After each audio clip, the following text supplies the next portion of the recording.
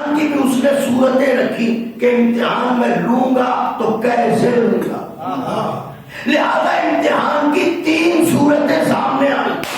اس نے کہا کبھی میں مال کے ذریعے امتحان لوں گا, کبھی جان کے ذریعے امتحان لوں گا, کبھی اولاد کے ذریعے امتحان لوں گا. تو بغیر امتحان کے مرتبہ ملے گا نہیں. امتحان ہوگا 3 طریقوں سے, یا مال کے ذریعے, یا جان کے ذریعے, یا اولاد کے ذریعے. اب یہ تینوں امتحان وہ لیتا کیسے ہے؟ اگر تاریخ میں الگ الگ شخصیتوں کو ڈھونڈے تو اس کے لیے وقت چاہیے. ایک ہی نام لیتا ہوں جس کی زندگی میں تینوں امتحانات ہیں, اور وہ ہے ابراہیم. پہلے مال کا امتحان, چاہتا ہوں پھر جان کا امتحان, پھر اولاد کا امتحان. مال کا امتحان کیسے لیا؟ تفسیریں پڑھیے, تاریخ دیکھیے جو آپ کی نظروں میں ہے.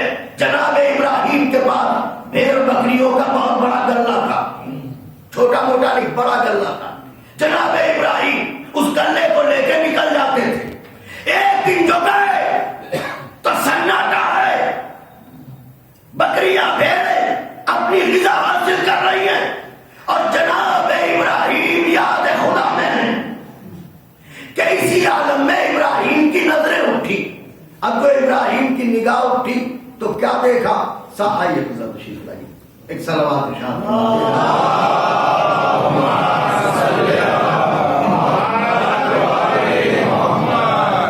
جناب ابراہیم کی نظر اٹھی. اب جو دیکھا تو کیا دیکھا؟ سامنے ایک حسین, ایک جوان رانا, ایسا خوبصورت کہ اس سے زیادہ خوبصورت اس سے پہلے کبھی دیکھا نہیں. چشم ابراہیم نے جب ایسا حسین نہ دیکھا ہو تو سوچئے وہ کتنا حسین ہوگا. حالانکہ ابراہیم خود حسین, میں کچھ کہہ رہا ہوں, ابراہیم خود حسین, اس لیے کہ یہ ضروری ہے کہ نبی حسین ہو, ورنہ امت کہے گی کہ ان سے زیادہ خوبصورت تو ہم میں ہیں, نبی ہے کیوں؟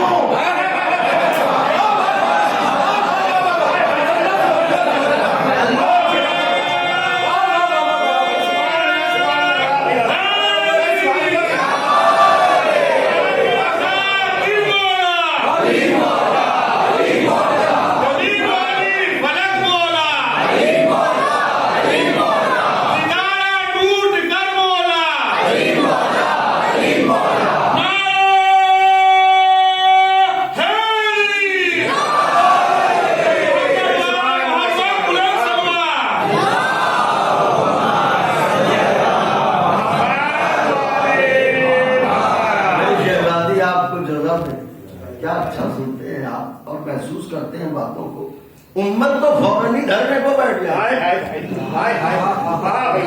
ارے بھائی یہ کیوں؟ ان سے زیادہ حسین تو ہمارا بیٹا ہے. نبی اسے ہونا چاہیے, نبی اسے ہونا چاہیے. یہ نبی کیوں؟ لہذا ضروری ہے کہ جو بھی وقت کا نبی ہو اس سے زیادہ کائنات میں کوئی حسین نہ ہو. یاد رکھیے گا, عالم کی جگہ عالم آتا ہے, میں کچھ کہہ رہا ہوں, حکیم کی جگہ حکیم آتا ہے. تو اب حسین کے بعد حسین ہی آئے گا, بدصورت نہیں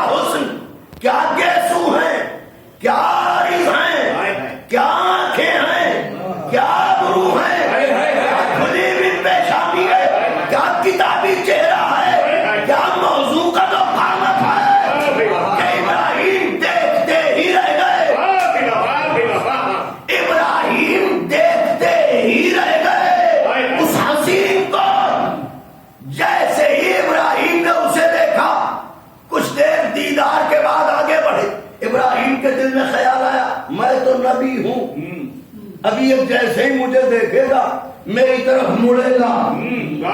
ابراہیم اس خیال سے آگے بڑھے مگر وہ جوان عجیب ہے، ان کی طرف دیکھتے ہی ان کی طرف دیکھ ہی نہیں رہا ہے، وہ سوئے آسمان تکے جا رہا ہے۔ ابراہیم جیسے ہی اس سے قریب ہوئے اس نے آسمان کی طرف دیکھ کے عجب عشق، عجب ولا، عجب کیف، عجب سرور، عجب مناجات کے انداز میں اس نے کہا سبوح قدوس، سبوح قدوس۔ اب اس کی مثال کیسے دوں؟ آپ کے دلوں میں یاد حسین ہے، یہاں سے گزر رہے ہوں ایک دم سے نوحے کی آواز آئے کان، مجلس کی آواز آئے کان، معلوم قبلہ مجلس پڑھ رہے ہیں، مولانا مجلس پڑھ رہے ہیں، میں پڑھ رہا ہوں، ایک دم سے آواز آئے، پڑھتے پڑھتے رک جائیں گے۔ کیوں رک جائیں گے؟ ہم سے محبت ہے، آپ سے محبت ہے، نہیں اس ذکر سے۔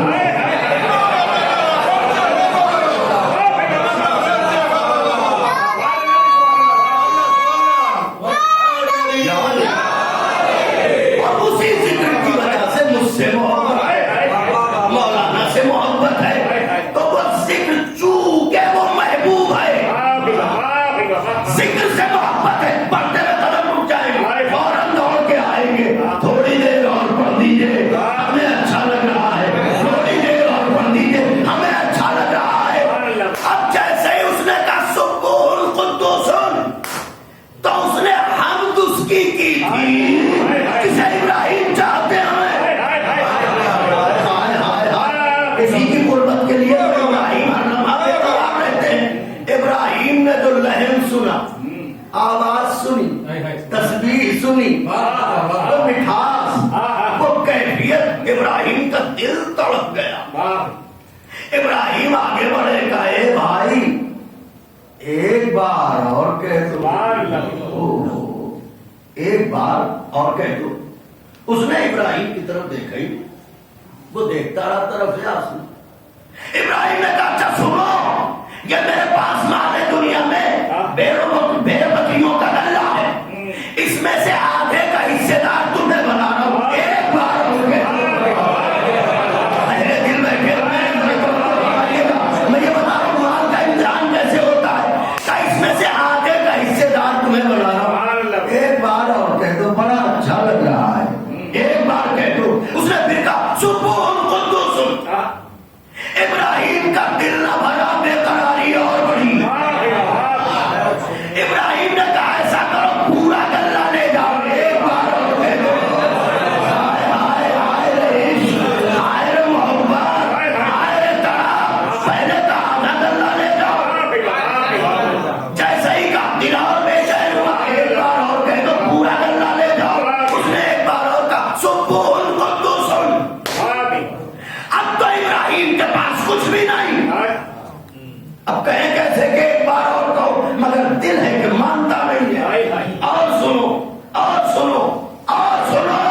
ابراہیم نے کہا بھائی مال دنیا میں تو جو کچھ تھا وہ دے دیا، اب میری زندگی ہے، میں تجھ سے وعدہ کرتا ہوں جب اسے کہتے ہیں عشق محسوس ہونا چاہیے، میں جب تک زندہ رہوں گا تیری خدمت کروں گا، ایک بار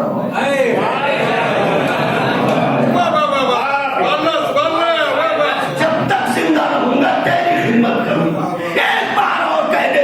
جیسا ابراہیم نے یہ کہا اس نے پھر کہا سبوح قدوس۔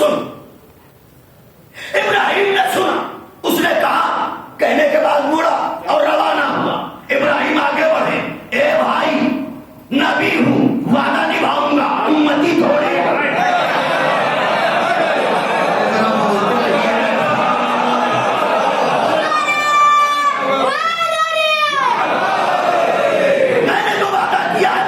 پورا کروں گا۔ اکیلے کہاں جا رہے ہو؟ یہ گلہ لو، مجھے بھی ساتھ لے چلو، میں زندگی بھر تمہاری خدمت کروں گا کہ تم نے اس کا ذکر کیا ہے جسے میں اللہم صلی علی محمد جسے میں چاہتا ہوں، تم نے اس کا ذکر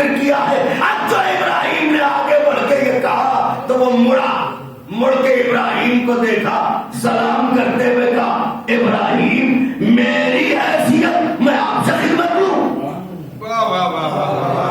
ارے آپ نبی ہیں, میں آپ سے خدمت دوں گا تو میں تم کون ہو؟ میں تو ملک ہوں, امتحان لینے آیا تھا, تم کامیاب ہو گئے.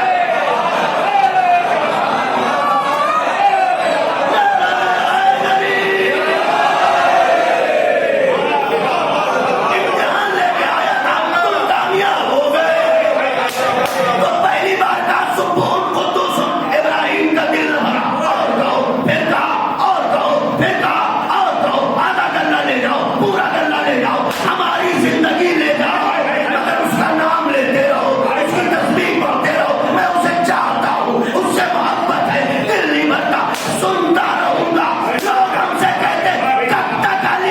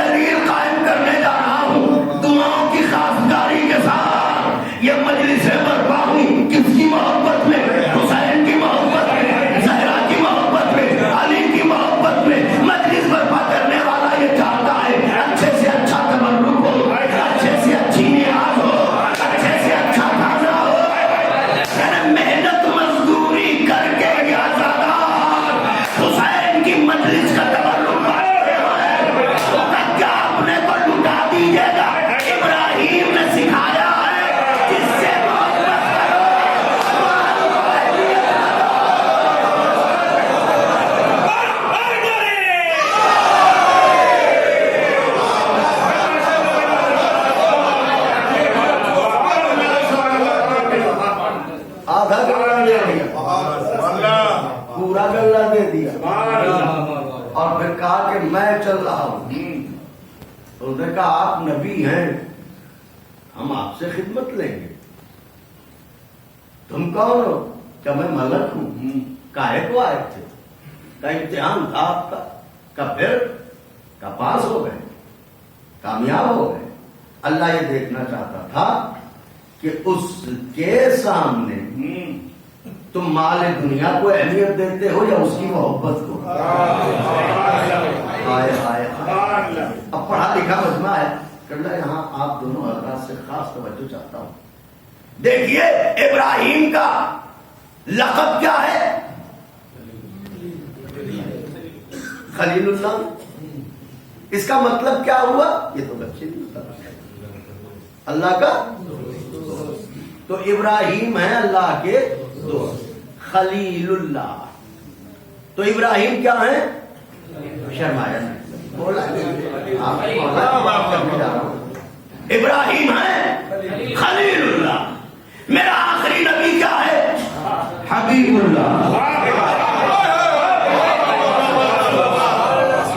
ابراہیم ہے خلیل اللہ, میرا آخری نبی حبیب اللہ. تو خلیل کے بھی مانا دوست, حبیب کے بھی مانا دوست, تو پھر اس میں میرے نبی کی شان کیا ہے؟ ارے بھائی ابراہیم نے میرے نبی کا کلمہ پڑھا تو نبی بنے. تو اگر دونوں اللہ کے دوست ہی ہیں تو پھر اس میں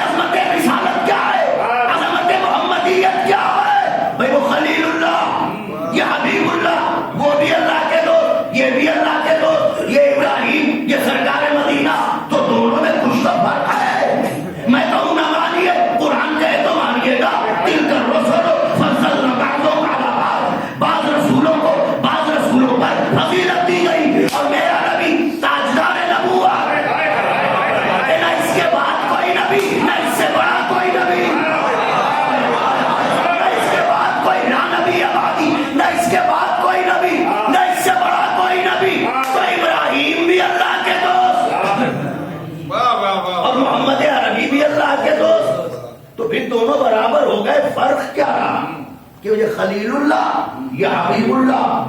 جب علماء سے پوچھا گیا کہ بھئی یہ خلیل اللہ یہ حبیب اللہ تو کیا دونوں برابر ہیں؟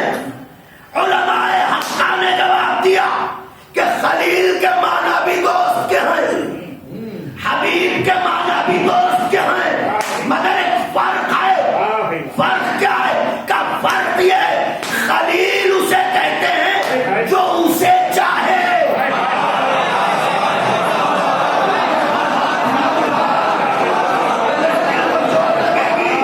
خلیل اسے کہتے ہیں جو اسے چاہے، حبیب اسے کہتے ہیں جسے وہ.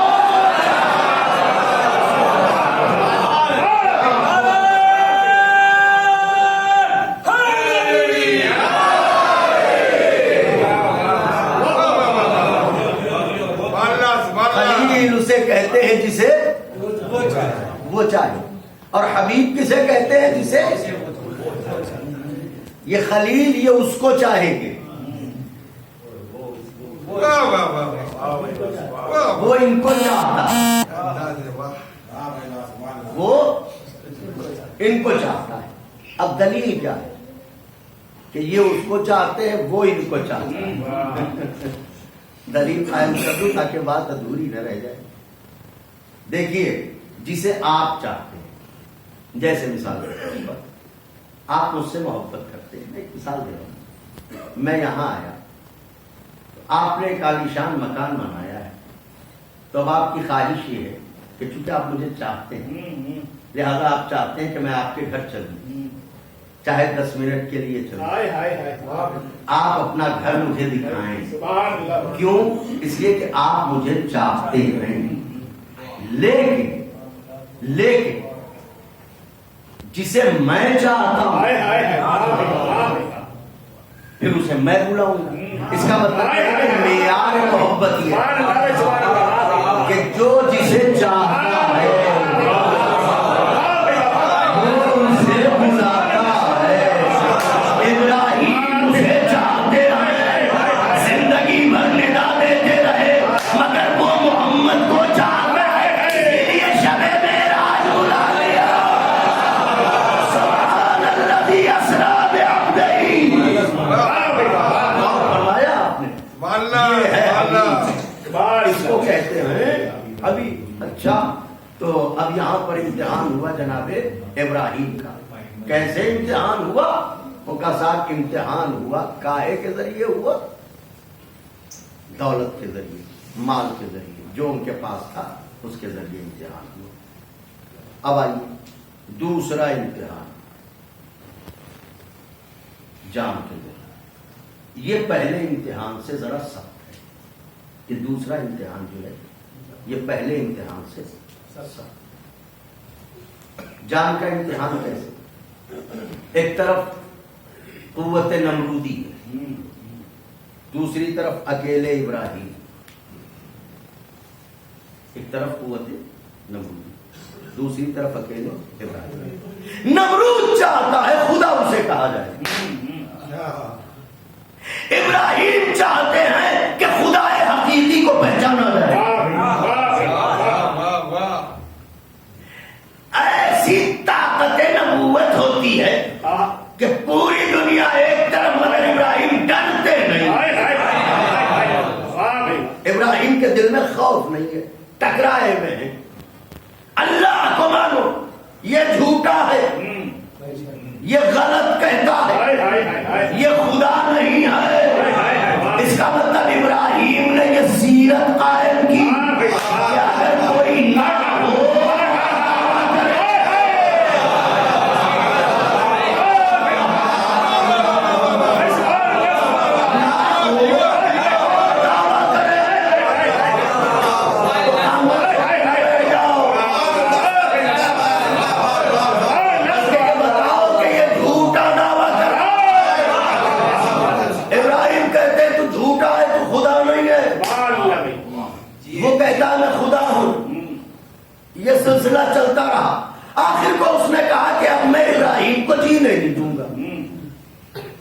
تو اس نے انتظام یہ کیا کہ ہم ابراہیم کو جلائیں گے.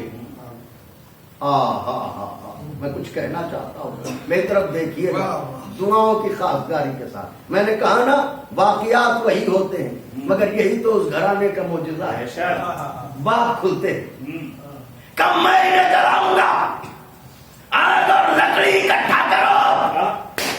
معلوم ہے یہ مزاج نمرود ہے، حق کے لیے آگ اور لکڑی.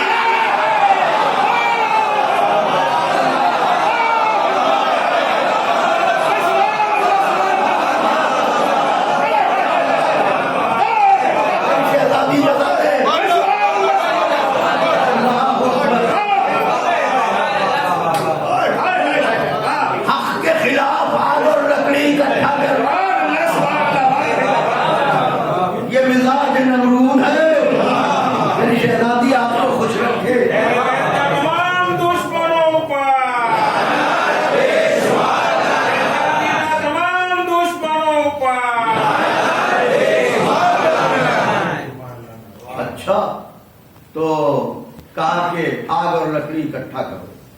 آگ اور لکڑی پورا واقعہ موجود ہے قرآن مجید میں بھی. تو آگ اور لکڑی اکٹھا کی گئی. میں اپنے آقا کے چاہنے والوں سے اتنا پوچھنا چاہتا ہوں کہ دستے ادب جوڑ کے ایک آدمی کو جلانے کے لیے کتنی لکڑی چاہیے؟ ارے 2 کوئنٹل 4 کوئنٹل 10 کوئنٹل. قبلہ ایک آدمی کو جلانے کے لیے کتنا چاہیے؟ مگر عجیب ہے، لکڑیوں پر لکڑیاں آ رہی، شولوں پر شولے آ رہے، کنواں بھر گئے.